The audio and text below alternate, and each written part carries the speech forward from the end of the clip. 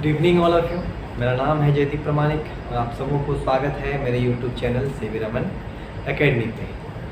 तो आज हम लोग बहुत ही मज़ेदार टॉपिक पढ़ेंगे वेक्टर के ऊपर और ये बहुत इम्पोर्टेंट भी होगा। तो चलिए सीख लेते हैं कि क्या पढ़ने वाले हैं आज। बहुत मज़ेदार होगा। आज जो पढ़ेंगे वो होगा हम लोगों का वेक्टर एडिशन। वेक्टर एडिशन बहुत इम्पॉर्टेंट है ये। इसका यूज़ बहुत जगहों में करना पड़ता है हम लोगों को। न्यूमेरिकल्स बनाएं, चाहे डेरिवेशन करें, एक्सप्रेशंस निकालें, फिजिक्स में, केमिस्ट्री में, सब जगह इसका अप्लाई होता है। वेक्टर एडिशन का बहुत कॉन्सेप्चुअल टॉपिक भी है, इसको समझना भी है बहुत बढ़िया तरीके से। स्टार्ट करते हैं। चलिए, वेक्टर एडिशन जो हम लोग पढ़ेंगे आज के लेक्चर में वो हम कवर करेंगे दो तरीके से। कवर करेंगे। पहले वेक्टर को जोड़ना। वैसे कितने वेक्टर को जोड़ेंगे इसमें इस वीडियो में हम लोग दो वेक्टर को जोड़ना सीखेंगे। वेक्टर एडिशन दो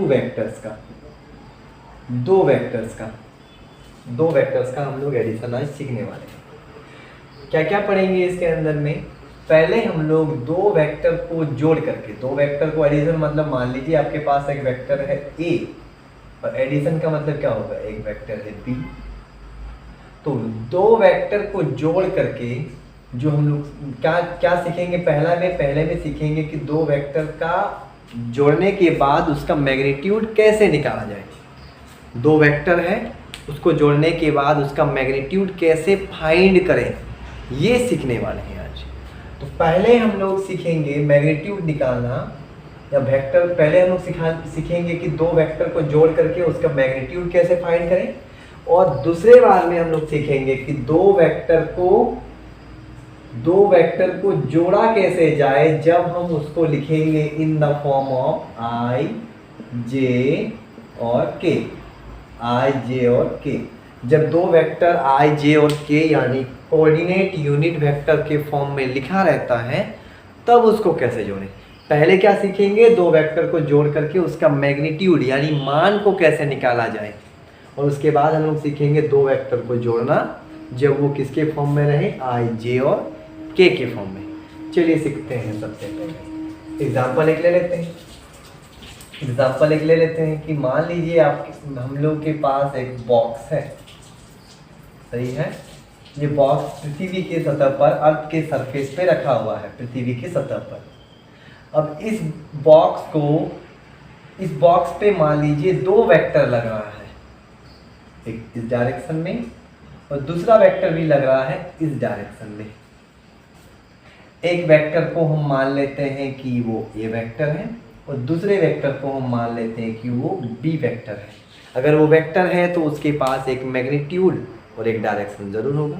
हम देख सकते हैं यहाँ पे ये जो वेक्टर चला है इसका डायरेक्शन है इधर, और बी वेक्टर का डायरेक्शन भी सेम ही है, एक ही डायरेक्शन की ओर, इस डायरेक्शन में। अब हम लोगों को मान लीजिए ये गिवन है, ये दिया हुआ है कि जो इस बॉक्स पे पहला वेक्टर लग रहा है A, इसका मान हम लोग को दे दिया कि वो लग रहा है 10 न्यूटन। 10 न्यूटन कितना दिया गया, 10 न्यूटन की कितना। अब न्यूटन से तो पता चल रहा होगा कि ये वेक्टर क्या है, फोर्स है। ये वेक्टर क्या है, फोर्स। न्यूटन किसका यूनिट होता है, किसका ऐसा यूनिट होता है, तो फोर्स का। मतलब इस बॉक्स को खींचा जा रहा है आगे की ओर, कितना न्यूटन फोर्स से, 10 न्यूटन फोर्स से, जिसको हम कौन सा वेक्टर बोल रहे हैं, ए वेक्टर।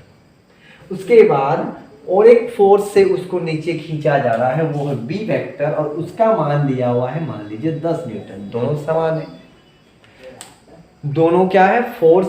इस बॉक्स पे दो ठो बल लग रहा है, दो फोर्स लग रहा है इस डायरेक्शन पे, एक लग रहा है 10 न्यूटन का और दूसरा भी लग रहा है 10 न्यूटन का। अब अगर हमसे ये पूछा जाए कि इस बॉक्स पे टोटल फोर्स का मान कितना होगा, टोटल फोर्स का मान मैग्नीट्यूड कितना होगा, तो वो हम कैसे निकालेंगे, तो बहुत सिंपल है कि दोनों वेक्टर के मान को हम क्या कर देंगे, मल्टीपल। कि एक अगर इसको खींच रहा 10 न्यूटन से तो दूसरा भी खींच रहा 10, यानी 10 और 10 क्या हो गया, 20। तो इन दोनों वेक्टर में जो टोटल फोर्स लग रहा है, किसके वजह से, वेक्टर ए और वेक्टर बी दोनों की वजह से, वो कितना लग रहा है 20 न्यूटन। कैसे लिखेंगे इसको हम लोग कि दोनों वेक्टर, दोनों मतलब वेक्टर ए और वेक्टर बी, दोनों वेक्टर का जो मान है, दोनों वेक्टर को मिला करके वेक्टर ए और वेक्टर बी दोनों का जो मान है, मान के लिए हम क्या देते हैं मॉड ना, दोनों वेक्टर मतलब ए plus B.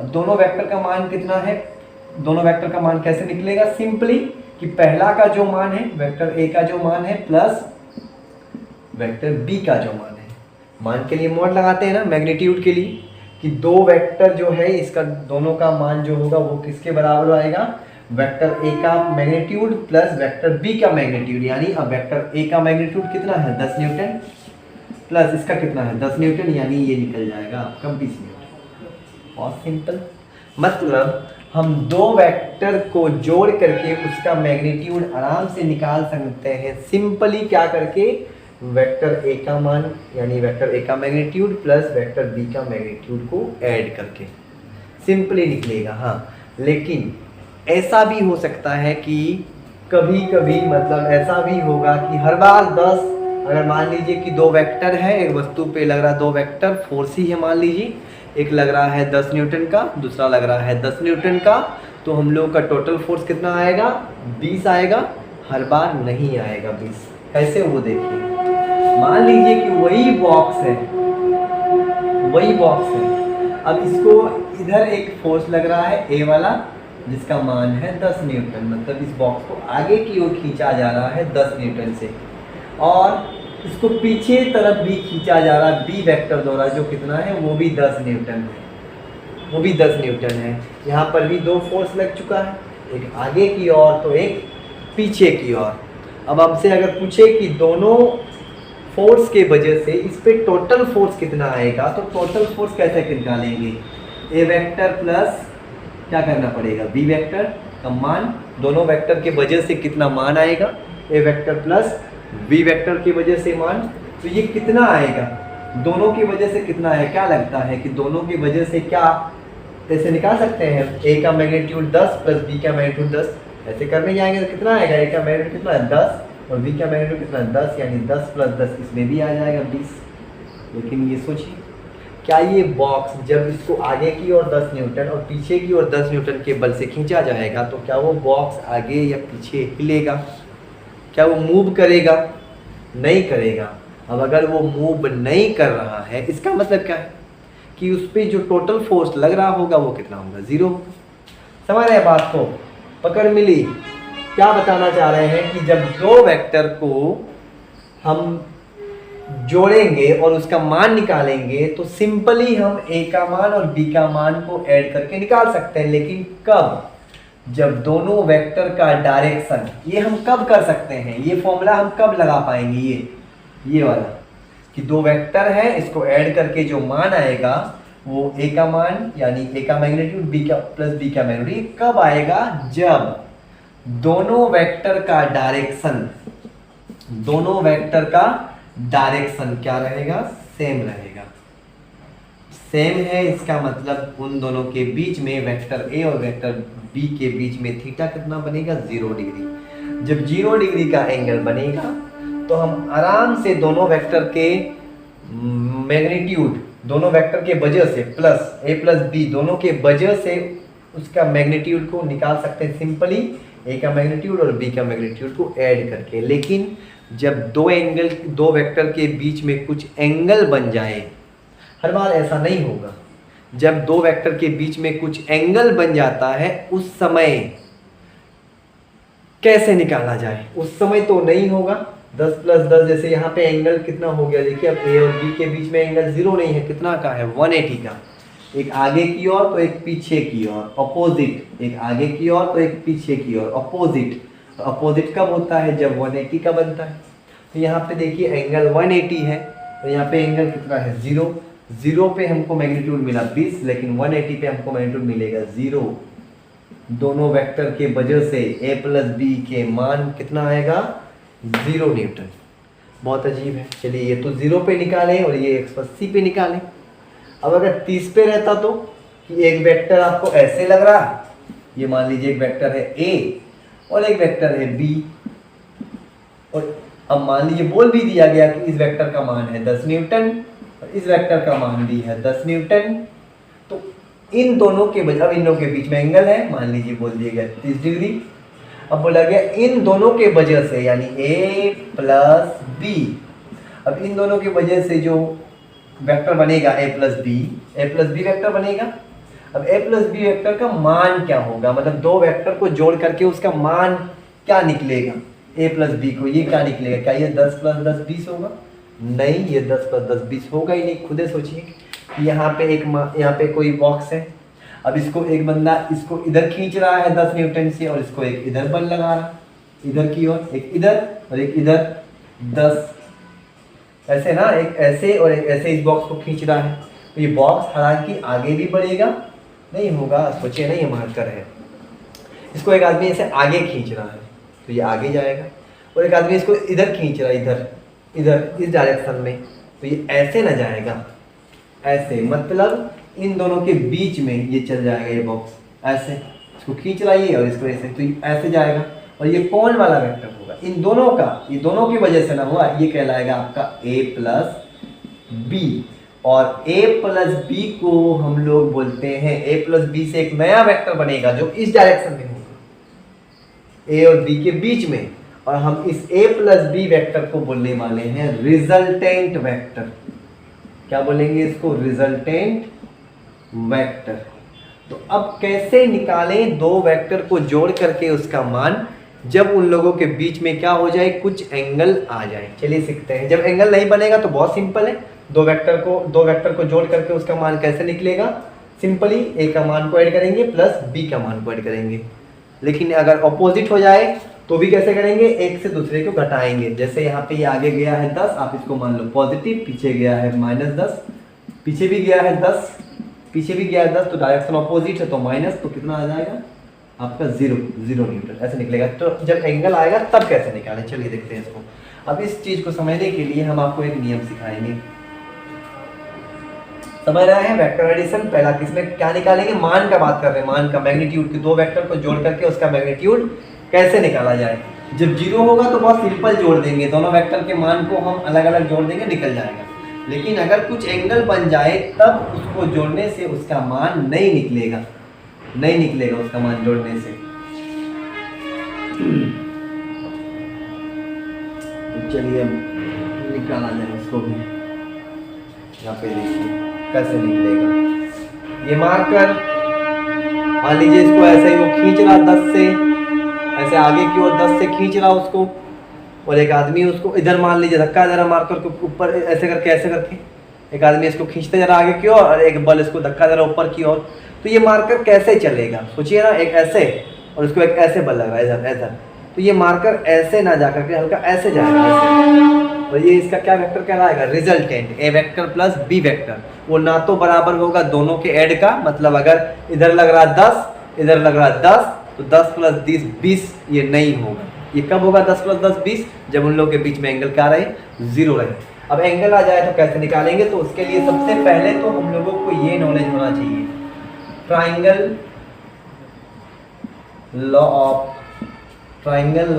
Vector addition, triangle law of vector addition. ये देखिए triangle law of vector addition ये क्या बोलता है। तो चलिए मानते हैं कि एक आदमी है, मान लीजिए एक आदमी है, ऐसे हंस रहा है पूरा, एक आदमी है मान लीजिए, और वो अब यहाँ से चलना स्टार्ट कर रहा है इस पॉइंट P से। इस पॉइंट P का नाम हम मान ले रहे हैं A। वो कैसे चला, वो ध्यान देने वाली बात है कि मान लीजिए वो ऐसे चला, A से चला है पहले B, पॉइंट B, फिर पॉइंट B से चला है वो पॉइंट C। पहले पॉइंट A से चला है पॉइंट B, फिर पॉइंट B से चला है पॉइंट C। अब तो सोचिए कि जब वो पॉइंट A से B चला होगा तो जरूर एक मैग्नीट्यूड होगा, नहीं होगा, A से B में जरूर एक मान होगा, और एक डायरेक्शन भी है इधर A से B। जब वो A से B तक गया तो कुछ ना कुछ तो मान है, और साथ में एक दिशा भी है, डायरेक्शन भी है, मतलब पक्का A और B में एक वेक्टर है। हम उसको मान लीजिए बोल दे रहे हैं कि वो कौन सा वेक्टर है, AB वेक्टर, AB, जहाँ पे AB क्या है उसका मैग्नीट्यूड, और ये है इसका डायरेक्शन। फिर वो B से जब C तक चला तब भी एक वेक्टर बनेगा, B से C तक एक मान आएगा BC, और ये वेक्टर का डायरेक्शन इधर, ये BC वेक्टर।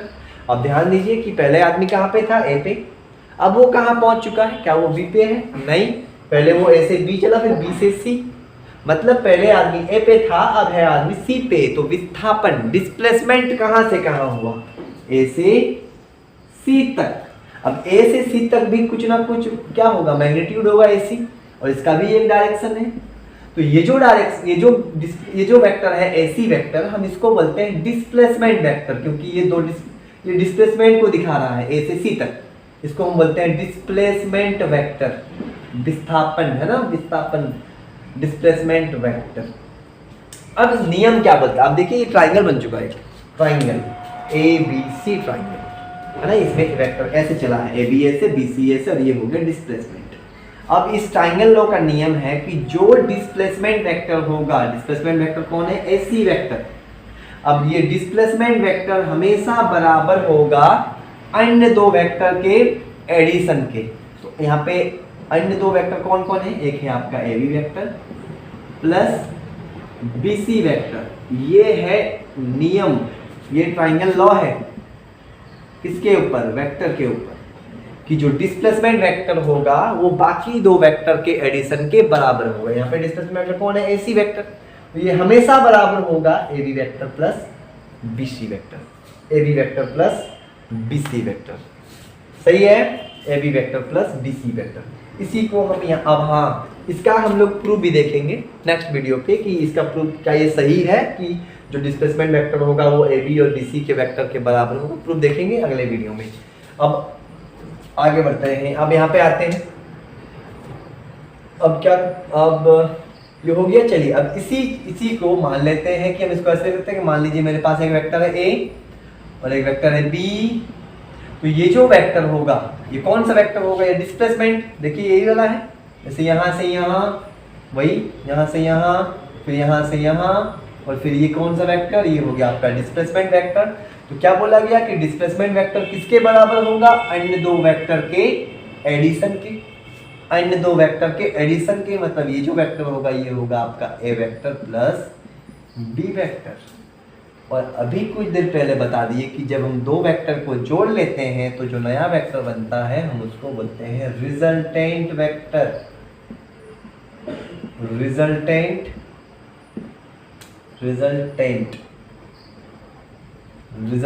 वेक्टर। मतलब ट्राइंगल लॉ पे जो डिस्प्लेसमेंट वेक्टर होता है वही हमारा क्या होता है, रिजल्टेंट वेक्टर। अब a प्लस बी आ गया, अब हम क्या करेंगे, हमको क्या चाहिए, हम सीखना क्या चाह रहे हैं कि a प्लस बी का क्या निकाल दें, मान निकाल दें।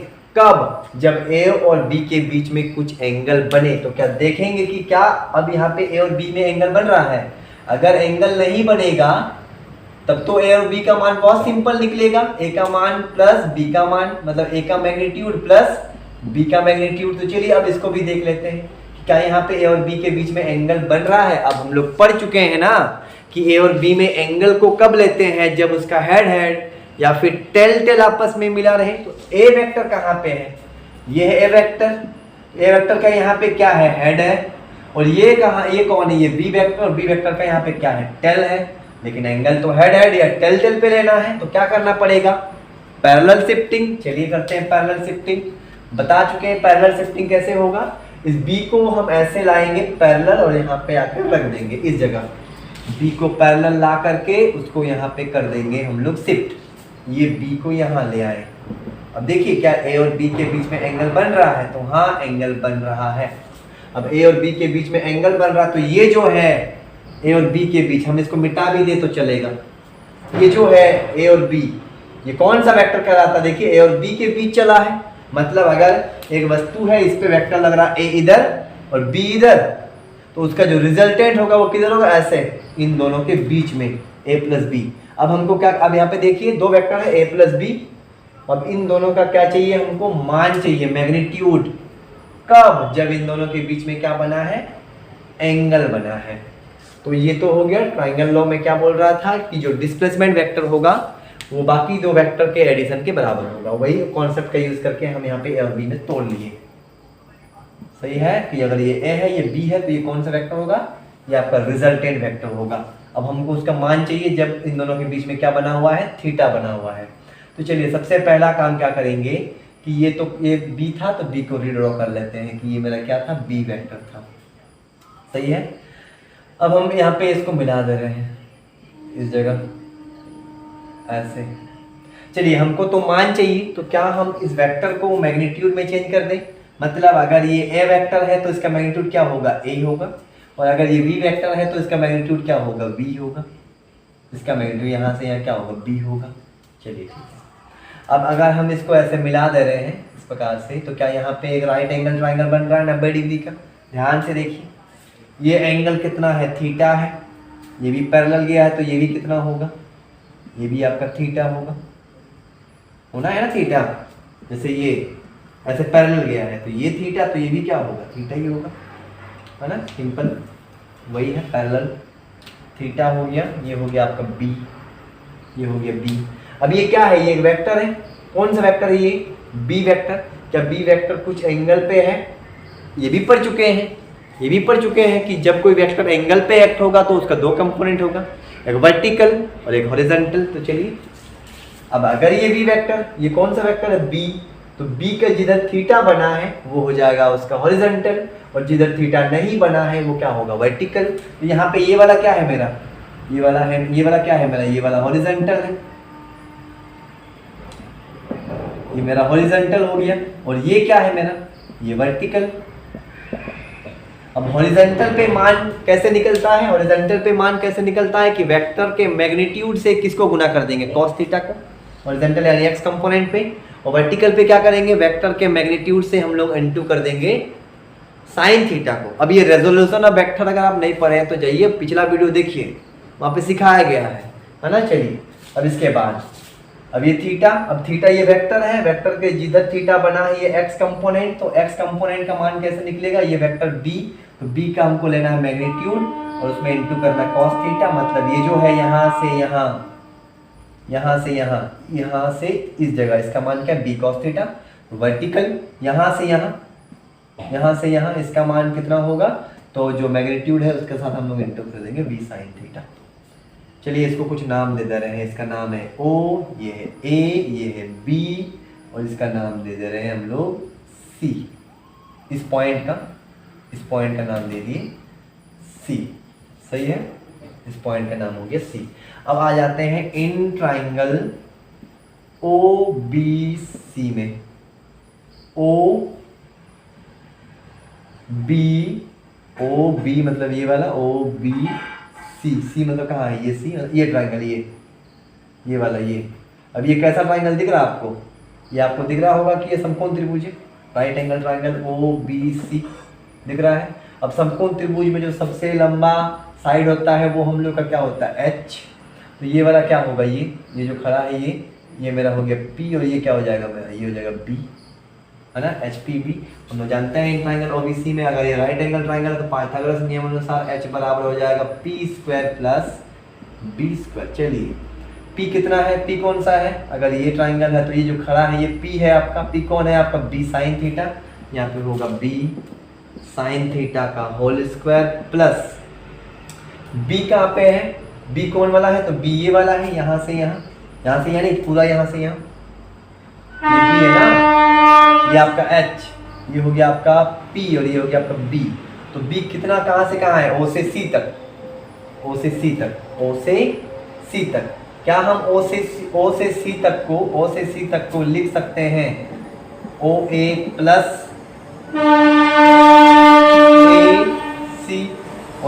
ए सी, इसका होल स्क्वायर का बी क्या इसको नहीं लिख सकते, ये ए सी है ना, ए सी को नहीं लिख पाएंगे, ओ ए प्लस ए सी, यहाँ ओ ए प्लस ए सी, ओ ए प्लस ए सी आराम से लिखे है ना।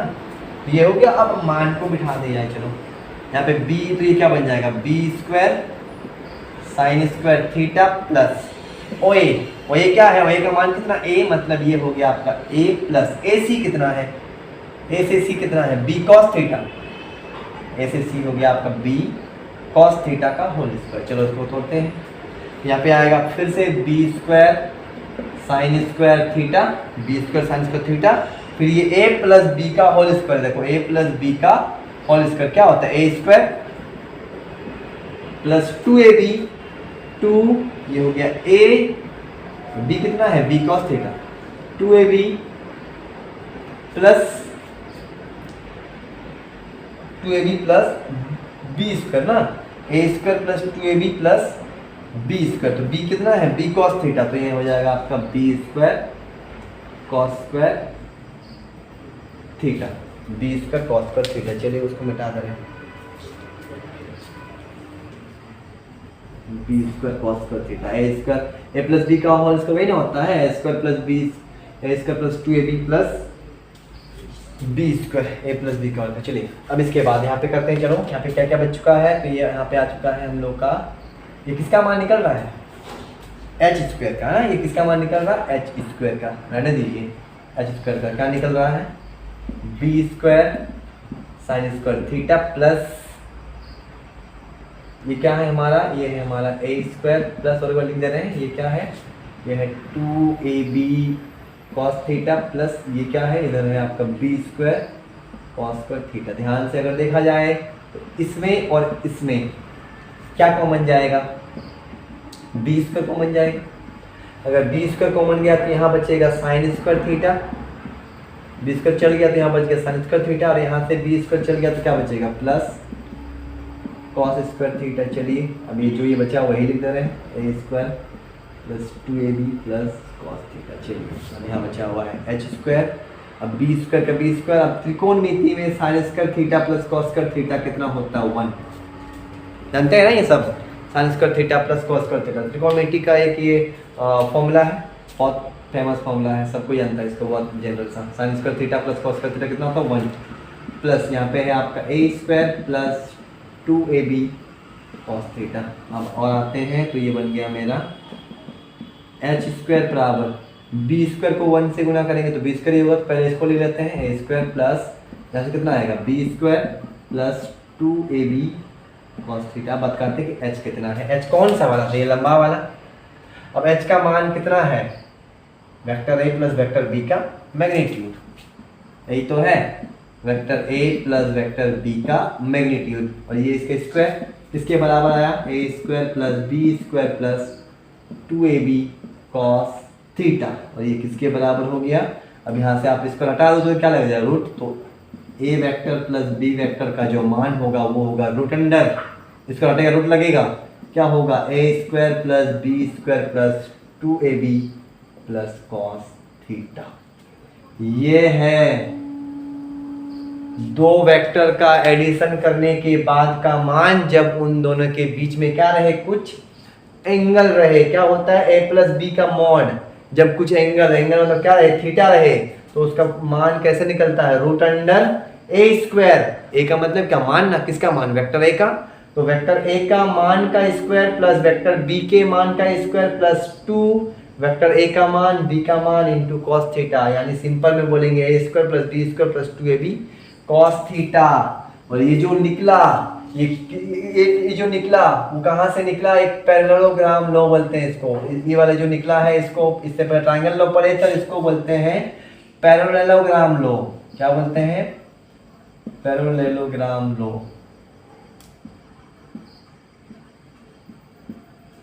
पैरेललोग्राम लॉ ये होता है parallelogram law of vector addition. तो दो वेक्टर को जब कुछ एंगल रह जाए तो ऐसे निकाला जाता है, उसका मान को ऐसे निकाला जाता है, जैसे एक क्वेश्चन ही करा दे रहे, इतना था, ये पूरा प्रूफ बताया आपको कि ये निकलता कैसे है वेक्टर ए और वेक्टर बी के बीच का मान। चलिए अब इसके लिए एक सिंपल सा क्वेश्चन फट बना लेते हैं। चलो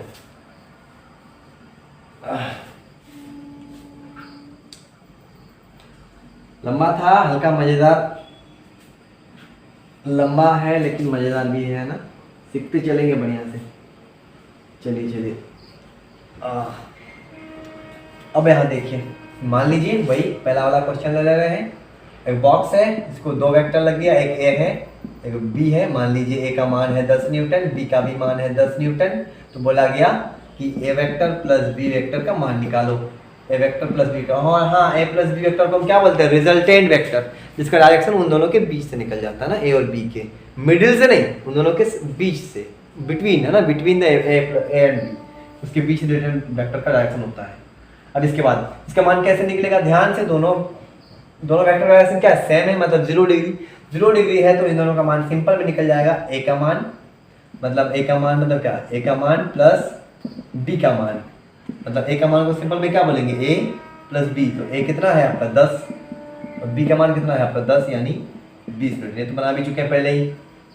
अब इसी को बदल रहे हैं कि ये बॉक्स है, इधर एक वेक्टर लग रहा है मान लो ए, इसका मान है 10 न्यूटन, इधर एक वेक्टर लग रहा है मान लो बी वेक्टर और इसका मान है 10 न्यूटन, और इन दोनों के बीच में जो एंगल है वो है मान लीजिए आपका 30 डिग्री।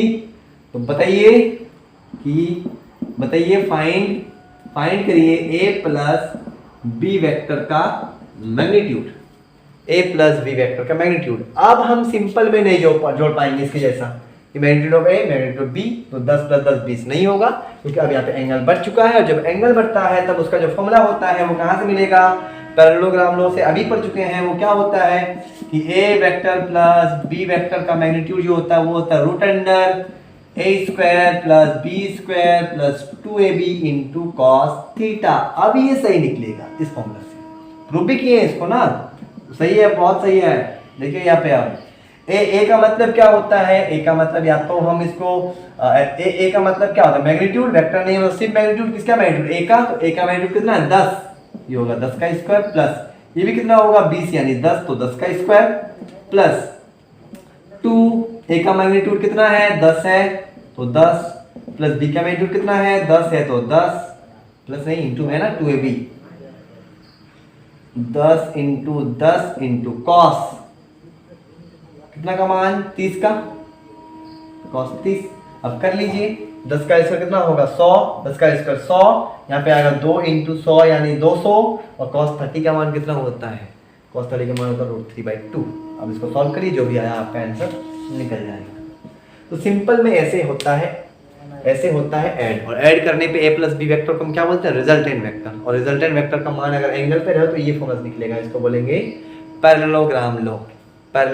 हाँ, इसी से ये फॉर्मूला भी बन जाता है आपका a माइनस बी, इसका मैग्नीट्यूड जब कुछ एंगल रहे तो वो होता है आपका, इसको नोट डाउन करिए, a प्लस बी का तो ये होता है और a माइनस बी का होता है a स्क्वायर, मतलब a का मैग्नीट्यूड का स्क्वायर प्लस b के मैग्नीट्यूड का स्क्वायर प्लस नहीं माइनस 2ab cos थीटा, ये a माइनस बी का ये फॉर्मूला है, और ये a प्लस बी का, दोनों याद रखिए आप, दोनों आपको यूज करना है कि जब एंगल होगा तो ये बिठाओगे, एंगल नहीं होगा तो सीधे घटा दो, सीधे जोड़ दो, है ना। अब ये तो हो गया वेक्टर लॉ पढ़ लिए है ना, वेक्टर ट्रायंगल लॉ पढ़ लिए, ट्रायंगल लॉ में डिस्प्लेसमेंट जो होगा वो अन्य दो वेक्टर के सम के बराबर होगा। बहुत बढ़िया। कल हम लोग क्या करेंगे ना, जितना भी पढ़े हैं न्यूमेरिकल्स लाएंगे, उसके ऊपर न्यूमेरिकल्स लाएंगे। हाँ, और एक ये तो बताना भी बाकी है कि a प्लस बी जब i j और k के फॉर्म में रहेगा तो कैसे निकालें, तो वो देखो। अब ये मान निकालना सीख गए हैं, अब दो वेक्टर को जोड़ना सीखेंगे, क्या करके, किस फॉर्म में रहेगा वो लोग, जब i j और k के फॉर्म में रहेगा। मतलब कि अगर एक वेक्टर है a, वो दिया गया आपको i plus j plus k, और एक वेक्टर है आपको b, वो दिया गया आपको 2i plus 2j plus 2k, और बोला गया कि आप निकालो a प्लस b, तो आप सीधे सीधी जोड़ दोगे, i को i से मतलब ये बन जाएगा 3i, j को j से मतलब ये बन जाएगा आपका 3j, k को k से मतलब ये बन जाएगा आपका 3k। हाँ, अब a और b में, ये a और b में वेक्टर a एंड वेक्टर के b में एंगल कुछ भी रहे, सिंपली ऐसे ही ऐड होगा। इन लोगों के बीच में एंगल अगर 0 रहे तब भी ऐसे ही ऐड होगा, और इन लोगों के बीच में अगर एंगल 0 ना भी रहे तब भी ये ऐड ऐसे ही होगा, i को i से, j को j से और k को k से। पिछले वीडियो में ये हम आप लोगों को बताने में हल्का गलती कर दिए थे, हम वीडियो बाद में देखें तो हमको लगा कि हम वहाँ पे गलती कर दिए हैं, इसलिए बता दे रहे हैं कि दो वेक्टर जब i j k यानी कोऑर्डिनेट यूनिट वेक्टर के फॉर्म में रहेगा तो हम सिंपल उसको i को i से जोड़ेंगे, j को j से और k को k से। इसके बारे में भी विचार करेंगे कि एंगल जब नहीं रहेगा मतलब 0, जब एंगल 0 है तब ये सही है कि एंगल कुछ रहेगा तब भी सही है, सब पे सही है, एंगल 0 रहे या कुछ और रहे। अगर दो वेक्टर i j के फॉर्म में दिया गया और a प्लस b निकालना है तो सीधे हम i को i से जोड़ेंगे, j को j से और k को k से, उन लोगों के बीच में एंगल कुछ भी रहे। बहुत डिटेलिंग में और बात करेंगे। हम चाहते हैं कि आप लोग थोड़ा ध्यान से पढ़ें, मतलब सोच समझ करके समझना स्टार्ट कर दीजिए पढ़ाई को, हम गलती कर दिए उस दिन है ना, इसके लिए बहुत सॉरी, बहुत दिल से सॉरी है ना। हम चाहते नहीं हैं कि आप लोग कुछ गलत शिक्षा मिले मेरे से, तो हम देखते हैं वीडियो इसलिए कि गलती कहाँ पे हुआ तो बता देंगे। वैसे हम YouTube पे कभी क्लास लिए नहीं थे इससे पहले, या फिर इससे पहले लिए तो है, मतलब उतना कॉन्फिडेंस नहीं है। जैसे बच्चों को यहाँ पढ़ा देते हैं रूम में, उससे उतना कॉन्फिडेंस YouTube में पढ़ाने में कैमरा के सामने नहीं आता है। हल्का गलती हो जाता है कभी कभी, तो गलती होगा तो हम इस वीडियो में ज़रूर बता देंगे कहाँ गलती हुआ है। इस प्रकार से ऐड करना, मान कैसे निकलेगा और आईजे के फॉर्म में रहेगा तो कैसे जोड़ेंगे। वेक्टर का एडिशन ये पूरा हो चुका है। ठीक है, मज़ा आया हो तो ज़रूर कमेंट लाइक कर दीजिएगा वीडियो को। ठीक है।